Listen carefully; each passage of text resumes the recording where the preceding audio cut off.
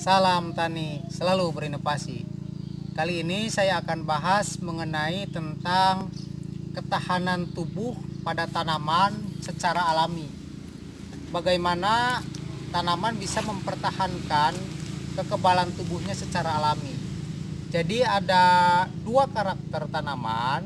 Yang pertama, dia sudah memiliki kekebalan tubuh secara alami.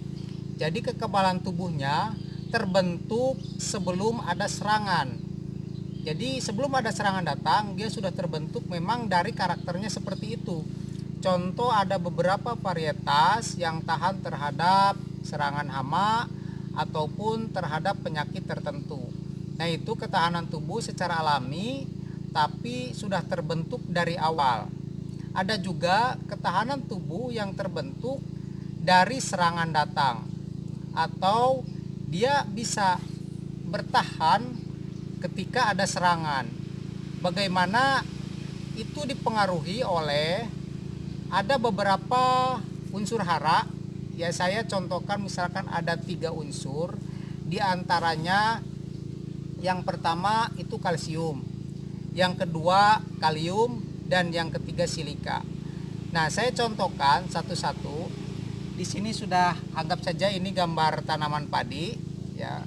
Jadi yang pertama itu silika untuk mempertahankan kekebalan tubuh.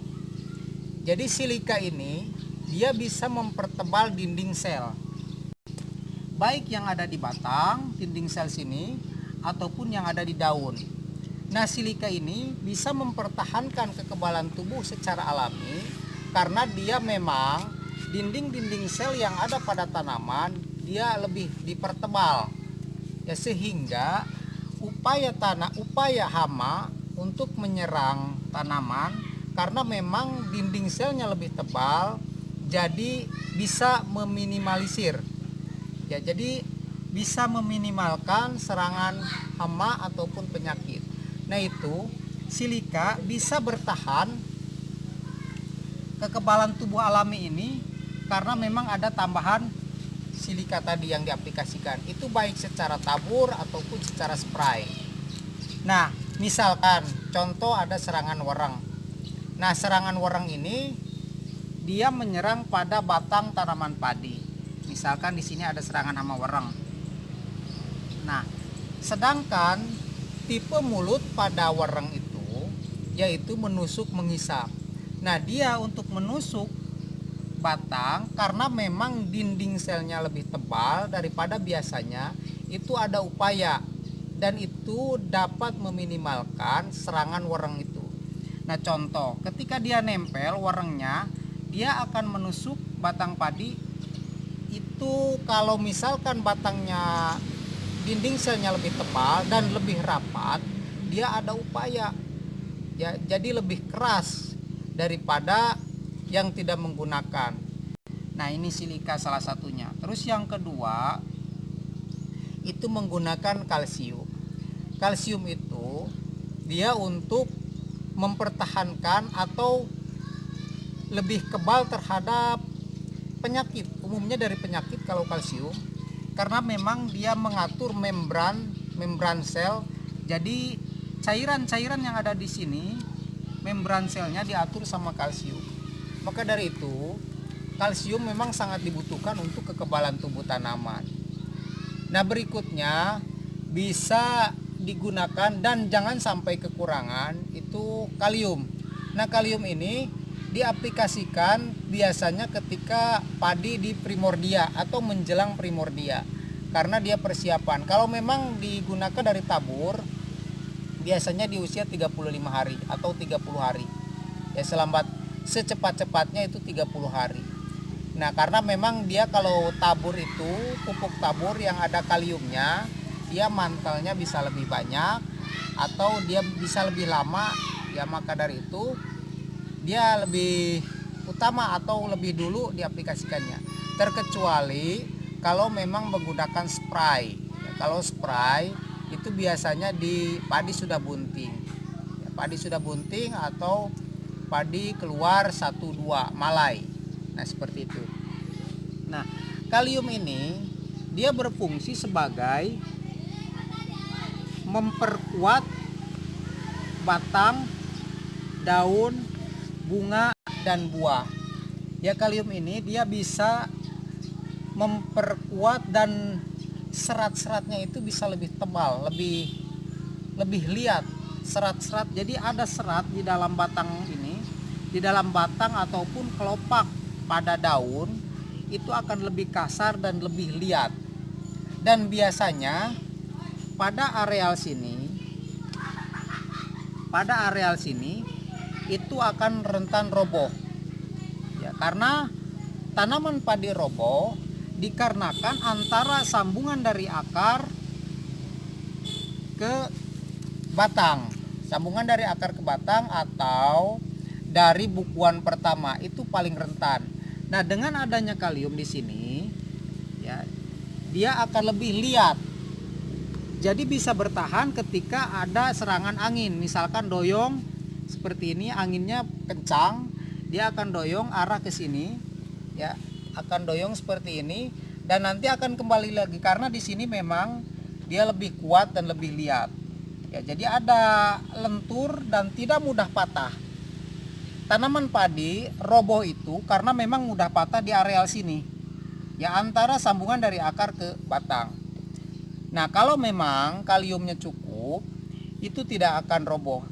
Meskipun malainya banyak di sini, bobotnya berat, dia akan seimbang dan stabil. Nah, jalur untuk membentuk ke bulir di sini dia akan liat dan keras. Karena memang kalium itu dia selain memperkuat batang, juga batang itu akan lebih liat dan serat-seratnya ini akan lebih kasar, sehingga tanaman tidak mudah roboh. Nah, itu salah satu dari keunggulan menggunakan kalium. Selain itu juga dia bisa memperberat bobot dari bulir. Ya, terus pengisian bulir juga lebih bagus. Nah, kalium yang digunakan ada dua macam kalium. Ada KNO3, ada K2O. Ada kalium nitrat dan kalium oksid. Nah, yang digunakan itu yang bagus, yang ini yang kalium oksid. Yang KNO3 ini kalium nitrat bisa bagus, dan dia ada nitratnya, tahu sendiri nitrat. Nah, nitrat ini dia bisa lebih lunak, ya, jadi kalau berlawanan tidak, dia akan lebih lunak ke batang, daun, dan lebih lunak. Nah, kalau memang ketahanan tubuh ini diimbangi dengan nitrogen, ini sedikit tambahan. Ada nitrogen misalkan N, baik nitrat ataupun amoniak ya.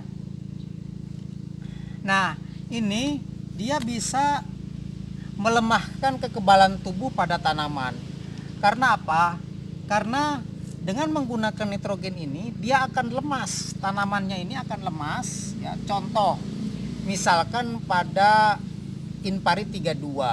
Inparit 32 itu umumnya batangnya rujuk ke atas seperti ini dan daun pun ke sini. Tapi jika menggunakan nitrogen lebih banyak, daun akan sedikit ke sini, ke bawah. Daun akan sedikit seperti ini. Jadi tidak ke atas. Nah, itu beberapa karakter tanaman yang bisa dirubah dengan unsur hara atau beberapa nutrisi tanaman, diantaranya seperti itu. Nah, salah satunya kekebalan tubuh yang bisa diantisipasi terhadap tanaman minimal ada 3 unsur itu. Nah, saudaraku sekalian, aplikasi pada 3 unsur tersebut baik secara tabur ataupun secara spray nanti bisa diaplikasikan sesuai dengan fungsinya dan sesuai dengan waktunya. Misal ini pemberian tadi contoh silika. Silika itu bisa diaplikasikan di segala stadia. Ya, di segala stadia baik di vegetatif ataupun di generatif. Nah, sedangkan untuk kalium ya, kalium ini khusus di generatif. Hati-hati saudaraku sekalian, jika menggunakan kalium di masa vegetatif itu nanti akan berpengaruh terhadap anakan.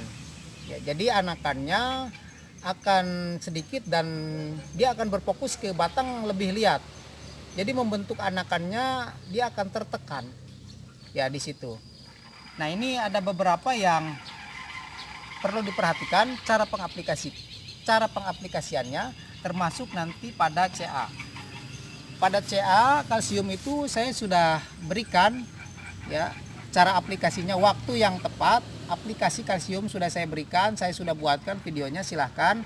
Dan ini khusus untuk silika dan kalium, nanti disesuaikan ya, waktunya disesuaikan kapan dan waktu yang tepat itu bagaimana.